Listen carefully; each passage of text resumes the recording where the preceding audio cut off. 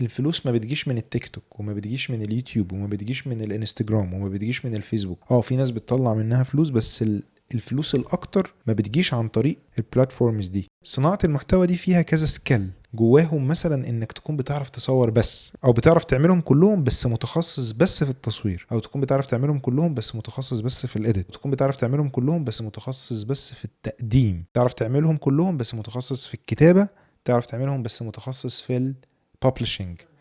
لو انت you master one of these skills، يعني انت بقيت رابط اسمك بواحدة منهم، تقدر تفريلانس فيها. يعني تعمل الشغل فيها على جنب، او تقدر ان دي تبقى هي الحاجة اللي وانت بتعمل محتوى او بتعمل فيديوهات تصرف على الباقي منها، تقدر تصرف على الباقي، لان دي الحاجة اللي بتدخل لك ايه الفلوس الاكتر. صح. yes. لانه في ناس كتير بتقولك انا يعني بتسمع مثلا بطلع من الفيسبوك $3000 $4000 $10,000.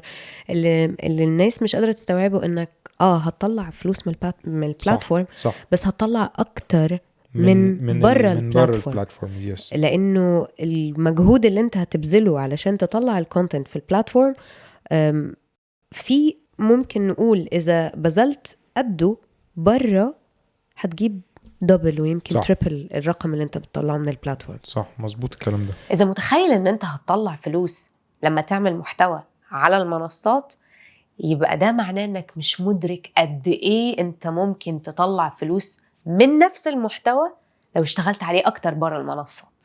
ده بيدخلنا بما ان احنا بنتكلم على الفلوس، اللي التمن اللي الناس ما تعرفش عنه حاجة.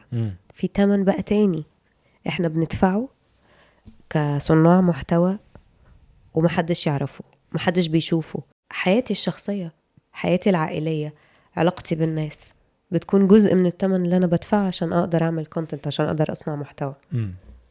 في مناسبات كتير أنا ما قدرتش أكون موجودة فيها لأني كنت مضطرة أني أقعد علشان أصور فيديوهات، وكنت مضطرة أني أقعد علشان أشتغل على المحتوى بتاعي، لأنه ودي النقطة الأساسية اللي احنا أكيد بنأكد عليها كل مرة.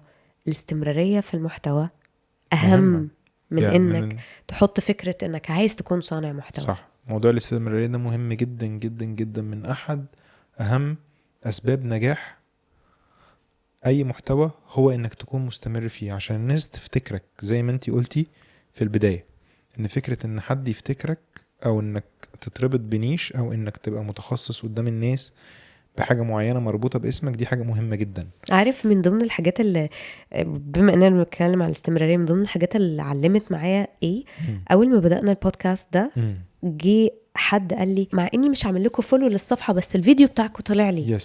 فلانه وانت كنت قايل لي احنا هنحول الكونتنت بتاعنا انه يبقى بينزل للناس من الحنفيه، تفتح الحنفيه تلاقي الكونتنت نازل، تلاقي اول مره لغايه لما يزهقوا مننا.